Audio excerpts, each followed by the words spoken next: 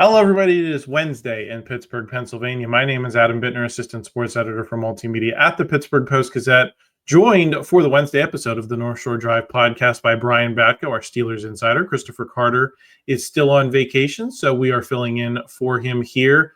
So is Ray Fittipaldo, who's often in this Wednesday spot. So excited to talk to you, Brian. We're going to get into Steelers under the most pressure in training camp, and we're going to narrow the aperture a little bit to returning Steelers. Obviously, Aaron Rodgers, DK Metcalf, Jalen Ramsey. The spotlight's going to be on them. Spotlight's going to be on some of these rookies that are coming in, Derek Harmon, Jack Sawyer, Kaleb Johnson. We're not going to talk about those guys as much today, at least in terms of, talking about the pressure they're under. We're going to talk about the guys that are coming back, the guys that may be facing competition for their roster spots.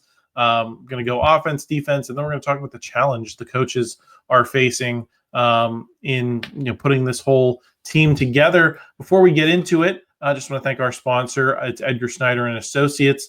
Always appreciate them having them on board. So, Brian, I'm going to start the conversation with Broderick Jones because I think he is the name that probably rolls off the tongue for the most people going into year 3. Hasn't really established himself, but the Steelers have not established a ton of competition for him either. So I guess the way I want to ask this question of you is he under pressure during training camp itself when there's not a ton of other options beyond him? Or is this more of a prove-it year for him overall where, you're going to sit back at the end of the season, make the determination on him as opposed to, July, August, September? Yeah, Adam, I was going to say a month from now or 6 weeks from now, maybe we have this same kind of conversation again, but frame it more as who's under the most pressure in the regular season, because there are guys who are making a lot of money who are going to be counted on to do a lot for this team in 2025 and are going to have a lot of stakes individually and team-wise placed on their performance. But those same guys aren't necessarily under a lot of pressure in the training camp environment because they are, Sharpie starters for this team. So Broderick Jones is probably somewhere in the middle. Like, I guess you could make the case that, hey, if he isn't looking the part in camp, then could the Steelers, really get drastic in terms of signing another veteran offensive lineman or even trying to trade for a swing tackle? I don't think that'll happen, but you never know. He's still a work in progress, like you alluded to there, Adam. So, I think he's someone who we'll talk about more closer to the season. I'm never really a person who pretends like I can truly evaluate O-linemen out at Saint Vincent College and in practices, and you're trying to watch the ball a lot. It's not like you get film of this stuff.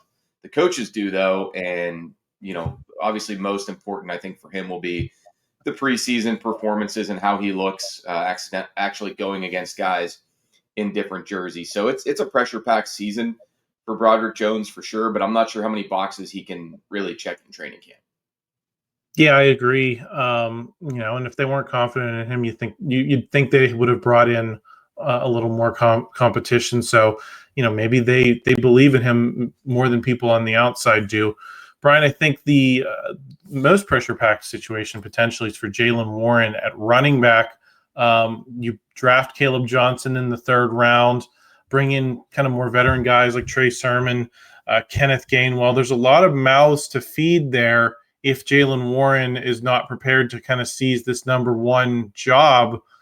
Is he under pressure, or is this just a situation they know that they're going to use these guys situationally and they like having the depth, and maybe the pressure is not on Jaylen Warren because he can kind of do the job that he's been hired to do, and those guys can do the jobs they've been hired to do in some kind of committee?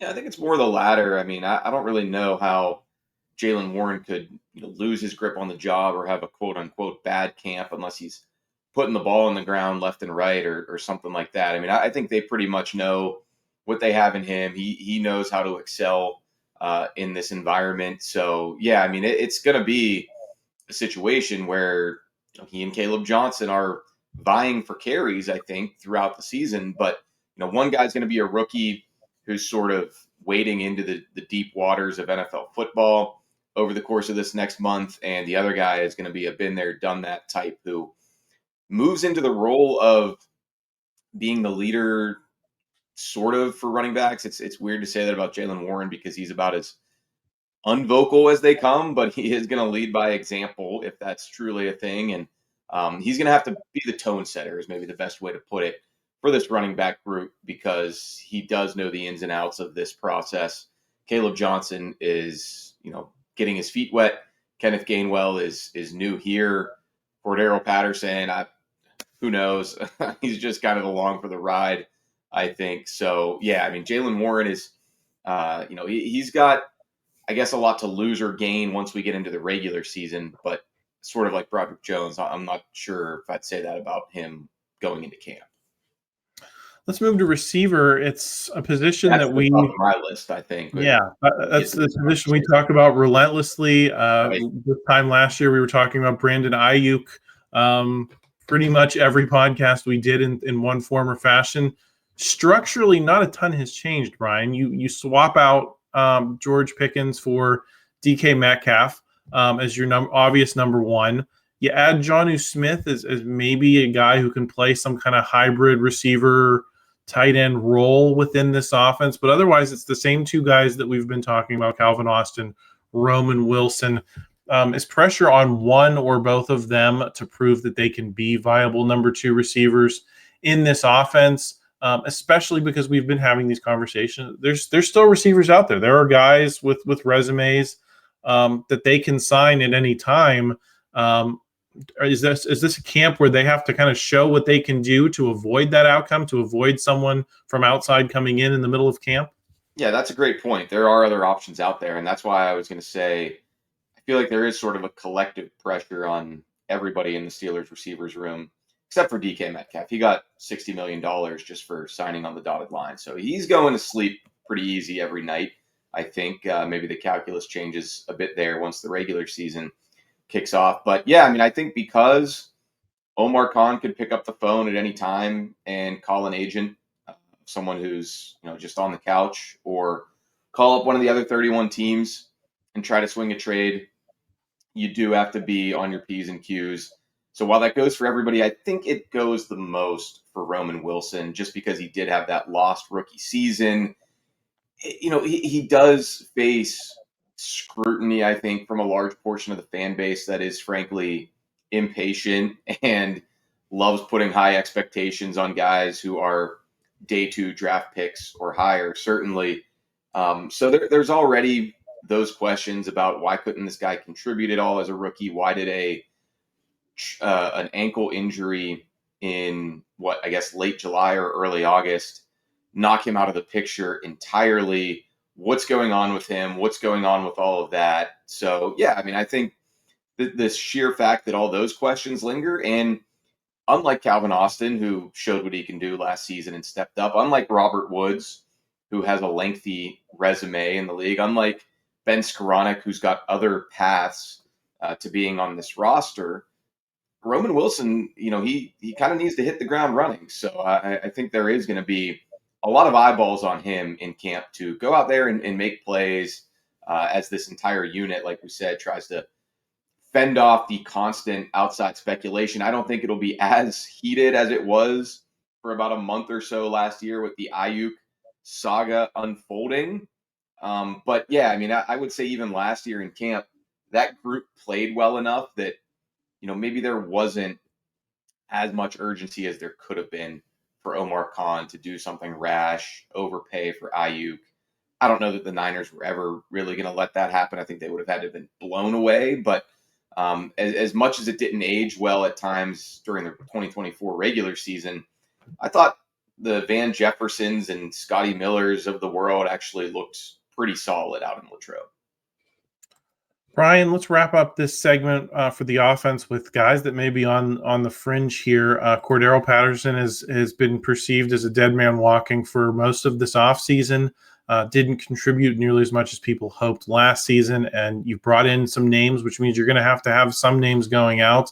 I think Connor Heyward has also emerged on that list of guys who might be fighting for their jobs. Tell me about what kind of pressure you think is on them heading into this training camp, and whether they have a chance to secure jobs, or whether they might already be in a lot of trouble. Yeah, I was going to say Connor Heyward when you first kind of brought this topic up to me. As far as Cordarrelle Patterson goes, like at age 34, I don't think he really has a ton of interest in being out there on the practice field. I think he was pretty much a hired gun last season for the kick returns and the Arthur Smith connection, and the latter of which played out nicely a couple times, on offense, but the former really looks like he doesn't have a lot of juice left. And that injury of his may have been worse than he let on. I think he's been posting on social media a little bit this offseason about how grueling that rehab was. So maybe there's like the slightest crack in the door for him. But again, I don't think it would be anything that he could prove to the Steelers via training camp at his age and with his resume. So Connor Heyward is different because I don't say this to slight him or take anything away from him. The guy's a damn good practice player. Like when we're out there watching him, whether it's training camp or, down on the South Side, like he's always showing up and making plays. And, I think it's almost surprising every time somebody of his stature and unique body type for a tight end goes up there, snags a ball with those strong hands and comes down with it. And yet it hasn't translated much in the real games, especially last season when he saw his playing time reduced even more with Arthur Smith coming in. So with Jonnu Smith acquired from the outside, Darnell Washington still around, Pat Freiermuth, the lead dog, I do think it's going to be an uphill climb for Connor Heyward, and he's going to have to do just enough on offense and combine that with his special teams utility to stick around for year 4. Is your eye on anybody else, Brian, that we didn't touch on already? I guess there's a modicum of pressure on Troy Fautanu because, he's another player like Roman Wilson who, as a rookie, training camp got off to a rough start with him because of some injury stuff. And, last year it was different. He was like the lower man on the totem pole and had to kind of climb the ladder and pay his dues with Dan Moore still in the picture. That's not the case anymore. He's going to get slotted right into that role. So, yeah, I think they'll want to see some good things from him as he resets from what was a pretty major deal there to end his season. Then the other one, like the slightest bit, is, and I think we talked about this on Monday, what are the chances that Mason Rudolph would actually lose the backup job? Probably not too high, but if he struggles and Will Howard plays super well, then maybe we are sitting here talking about this on August 15th and wondering what the quarterback depth chart looks like. Will be interesting to watch that all play out. Brian, we're going to talk about the defense in the next segment. Before we do, want to thank our sponsor for this episode of the podcast. It's Edgar Snyder Associates. Law firms come and go, but what law firm has been here in Western Pennsylvania fighting for injury victims for more than 40 years? It's Edgar Snyder Associates. What firm has a staff of over 130 people who live and work here? It's Edgar Snyder Associates. Law firms come and go, but Edgar Snyder is a name you can always trust. So remember, there's never a fee unless they get money for you. If you've been hurt in an accident, call them at 1-800-94-EDGAR or visit edgarsnyder.com. They're available 24/7.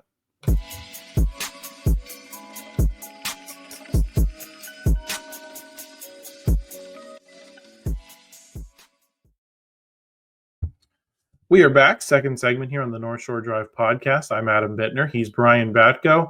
We're talking Steelers under pressure during training camp. Specifically with returning players.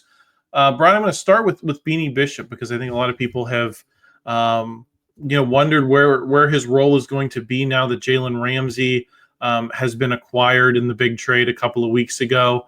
Does that signal a lack of confidence in him? Does that mean that his roster spot could be in jeopardy? He was an undrafted guy. There's not a lot of investment there. Is Beanie Bishop, does he have to come in and show them something to retain his spot on this roster? Yeah, I think he does for sure. That was a blow to his chances as a potential breakout guy, and we're going to talk about the breakout candidates on Friday's show, Adam. I probably would have had him on my short list before the Ramsey deal. Now I think, yeah, he's going to have to scratch and claw to be, a role player at all for this defense. Like, you're still going to have your dime packages where you do need two, quote unquote nickels. And even if Ramsey is one of those, somebody else has to materialize there, and maybe Beanie can carve that out. But yeah, I think that that the Steelers even did want to go out and, make another move at corner the way they did this offseason. And so much still remains to be seen how and where Ramsey will be used. But it's not exactly the greatest vote of confidence in Beanie Bishop's 4-interception rookie season, where I think that was the good and some of the, missed assignments or, looking lost at times in the passing game and coverage was some of the bad. So, yeah, he is going to have to, prove in training camp, I think, that ball production is still there, first and foremost, but also that the nuances and routine plays are made routinely. Brian, a couple of names we talk about every year at this time of year. I already know where you're going. I already know who you're going to say. DeMarvin Leal and Isaiahh Loudermilk. Specifically DeMarvin Leal last year going into training camp. Lots of talk about the best shape of his life. He was that guy, I think, that was the cliche. We're a year later. He still has not established himself within this defense. You bring in help on this defensive line in the form of Derek Harmon, Y.A. Black. What is the pressure on those two guys coming to the end of their rookie deals here? Yeah, I mean, first, Loudermilk already has come to the end. He just came back on a 1-year deal, somewhat surprisingly, but he at least gives them a stopgap of sorts, a backup plan, insurance for the young guys. DeMarvin Leal, that we're even having this conversation that he's sort of in no man's land as a forgotten man, as a former third rounder. I mean, that's the Steelers always their philosophy under Kevin Colbert as the GM, which, he was in that seat when they drafted Leal, is if you're picked in round 3 or higher, you're expected to become a starter at some point in your Pittsburgh tenure. And he is closer to being off the team, I think, than anything like that. So they can't figure out quite where to play him, or at least he can't cement himself at any particular spot. He was a tweener when they took him. He's still a tweener now, 4 years on. And it's almost like I was having this conversation with somebody at minicamp, I think, a month ago. Last year, going into training camp, I was like, yeah, it's now or never for me. I'm ready to make the jump. Well, it never didn't happen. He's still here, but is he just going to say that same thing again this year? It's now or never. I don't know. There's a lot of bodies now at both of those positions where he can potentially play D end and outside linebacker. So yes, he is somebody who you talk about like a pressure-filled situation for someone to actually show their worth in camp. He would be one of the first names there that I think you talk about. Is he under roster pressure, Brian, or is he a body that they might just want to keep around regardless? I don't think you're on scholarship anymore once you get to year 4. I like to use that term for the draft picks who it almost doesn't matter so much what they do, because they've got enough of an evaluation and investment poured into them that there's a certain level of patience attached to it. But I think that goes out the window at this point where, injuries have been an issue for him at times. That sucks. You can't always control that, but conditioning's been an issue for him at times that I think coaches believe you can control, especially as a young player. So, the work ethic and all of that, I think those are the areas that he needs to show the coaches like, yes, I am locked in. I am as focused as I've ever been going into my 4th season. I should still be on this roster, but there's a lot of years where they keep 8 D linemen. There are some years where they only keep 6 D linemen, and it doesn't take long to name those 6. Cam Heyward, Keeanu Benton, Derek Harmon, Y.A. Black, Daniel Ikwale. That's 5 right there. And then you have a host of dudes competing to be that 6th guy, from Leal to Loudermilk to Dean Lowry, Logan Lee, a 6th rounder last year. So it is going to be, I think, a really competitive environment for all those guys. All right, we talked a little bit about the linebackers on Monday's show in terms of Mark Robinson versus Carson Bruner. Let's just assume that deference to the draft pick situation goes on for Carson Bruner, and he's a guy that they want to keep on, especially because his dad works for the team. I think that is a leg up that Carson Bruner otherwise might not have. Is it a 2 dogs, 1 bone situation then for Cole Holcomb and Mark Robinson?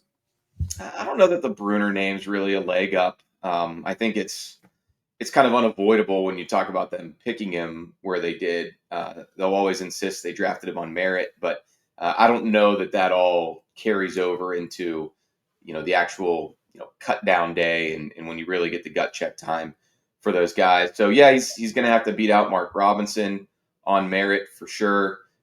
You get to those end of the roster players.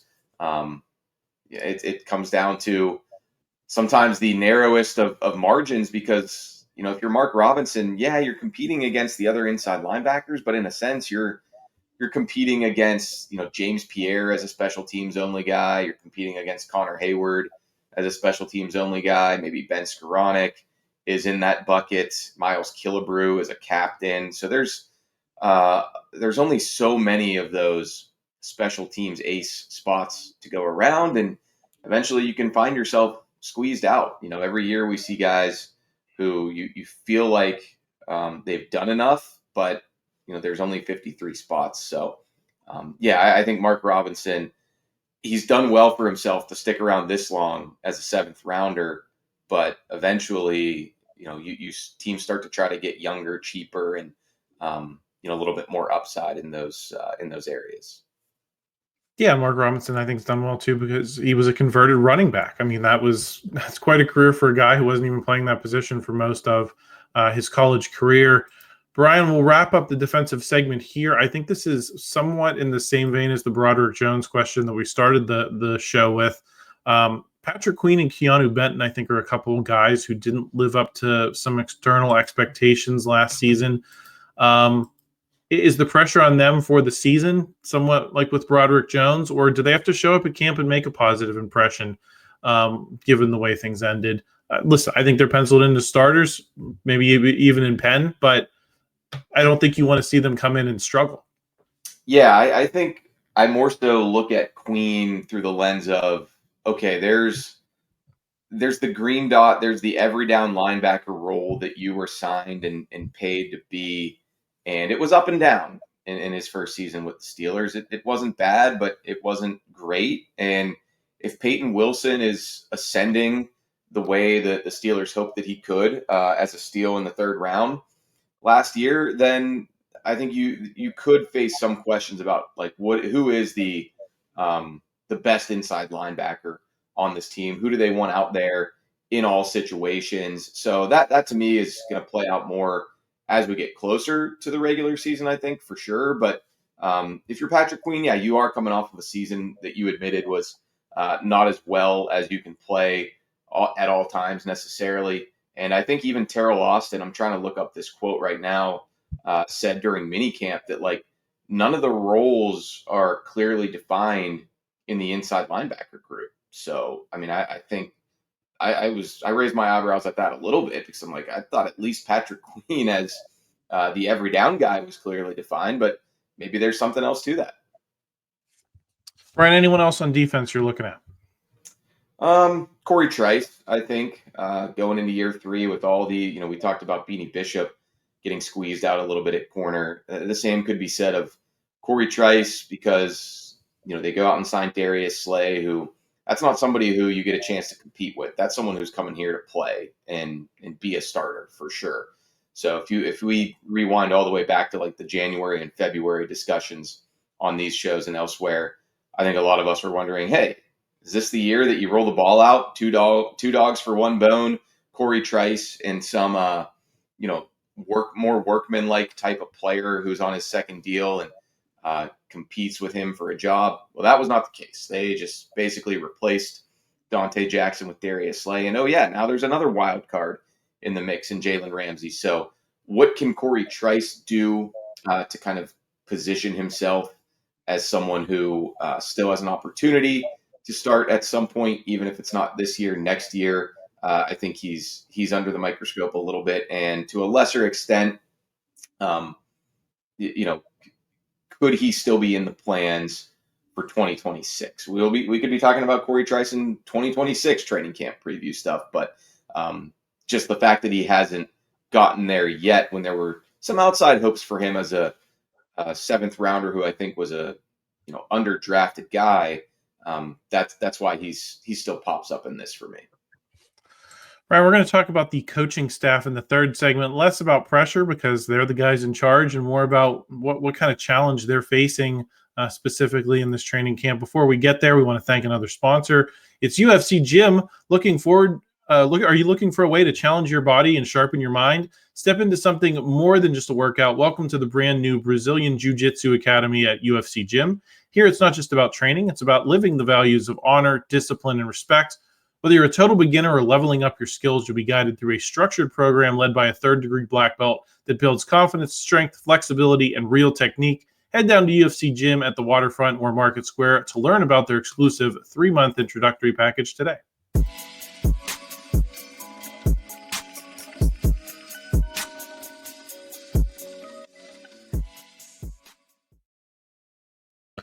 We are back, third segment here on the North Shore Drive podcast. I'm Adam Bittner in for Christopher Carter. He's Brian Batko, our Steelers insider. We're talking about the challenge faced by the Steelers coaching staff in training camp. I guess let's start with Arthur Smith. Brian, how are you looking at things for him with all of these big names coming in? Is that the big challenge, is ultimately making all of these pieces fit together, or is there maybe some adjustments from last season that are kind of go beyond the personnel that you'd like to see him start to make? I think you'd be more on the adjustments front if you had a lot of your core back from last year's offense, and if you had a lot of continuity. The Steelers have the opposite of that. Top 2 quarterbacks replaced, number 1 running back replaced, number 1 and 2 receiver, you could argue, replaced. So yeah, I think it's more about what you said at the top there. It's just making all these pieces fit together, and you're installing the offense, and you're going to be doing it with a couple key faces who weren't here for all of the optional practices where you can get a head start on that. So I've said many times, I don't think it's going to take Aaron Rodgers long to get all that stuff down. I mean, he's above the neck. He should be as good as any quarterback in the league right now at his age, and is the most experienced player in the league. So I think he'll, quickly grasp the playbook, but you then have to translate that from, the meeting room or the whiteboard to the field. And he's never worked with any of these guys outside of, getting his feet wet in minicamp and then the Malibu throwing session. Jonnu Smith, too, coming in. Obviously, there's a ton of familiarity with him and Arthur Smith, and they have worked together a lot. But it's still a matter of finding how he best fits in with the Steelers pieces around him. So I think we'll be, we won't really be able to judge Arthur Smith until we get into to week 1 and, the sequencing of the play calling, and then you find out how all those puzzle pieces are slotting together. Brian, Terrell Austin has a similar challenge in terms of all these returning pieces, but I think there's a little more focus maybe too on the development of some of these young guys, whether he can get them to take the next step. Joey Porter Jr., Keanu Benton are on that list. I think there's going to be attention on Derek Harmon because he's already established himself as a quasi-starter, even though it hasn't been made quite official yet. And then you throw in the TJ Watt situation. He can't really do much about the contract. That's going to be worked out at the Omar Khan level. But TJ Watt is coming off arguably his worst season production-wise since very early in his career, was not unlocked the way we're used to seeing him.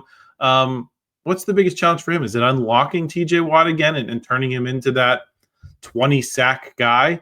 Or is it making all of these other new pieces fit just like it is for Arthur Smith?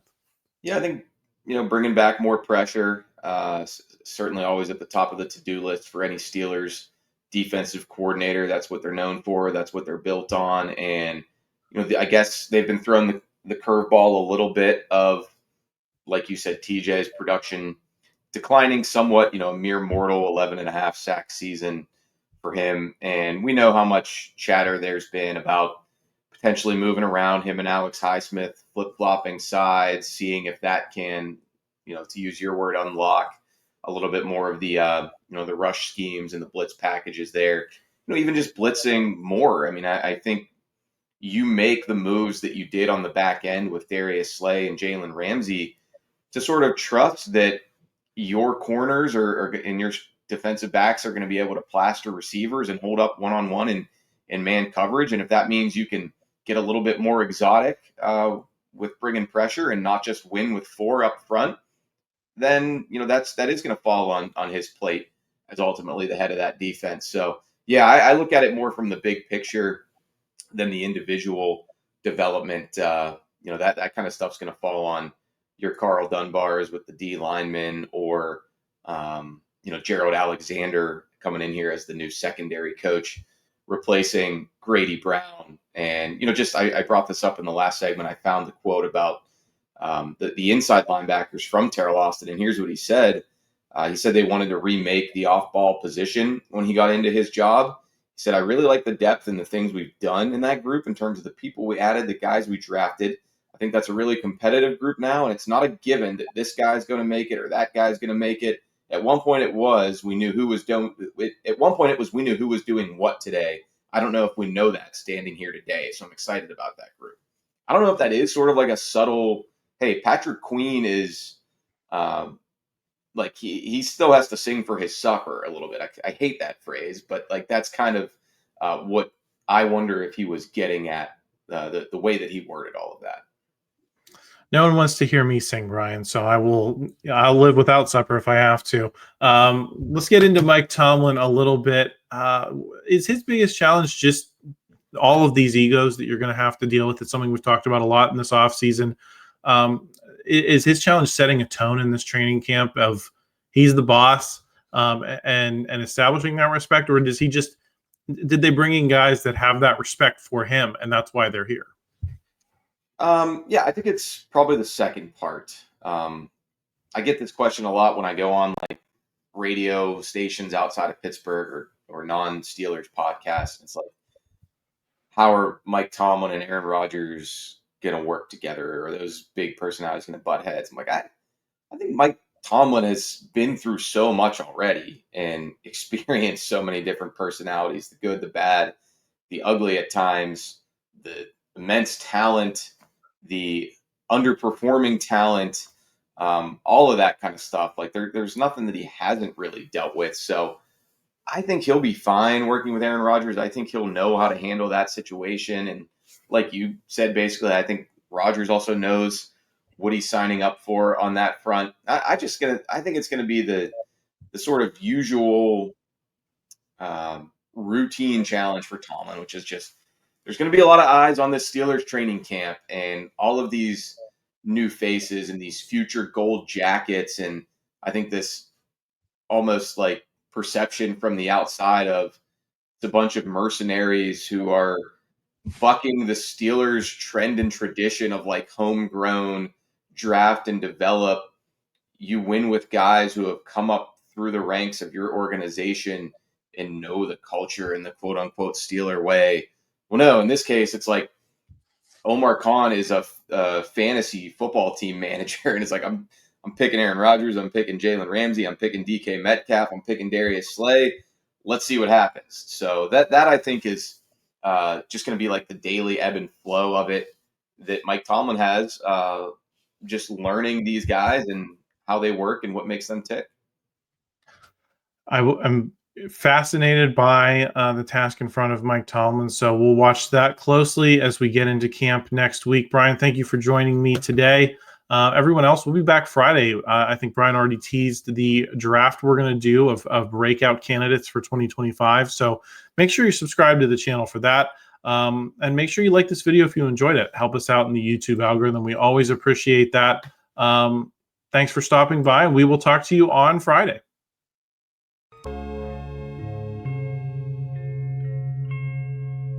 Thank you for checking out this content from Post-Gazette Sports. If you watch this video on YouTube, please like the video and subscribe to our channel.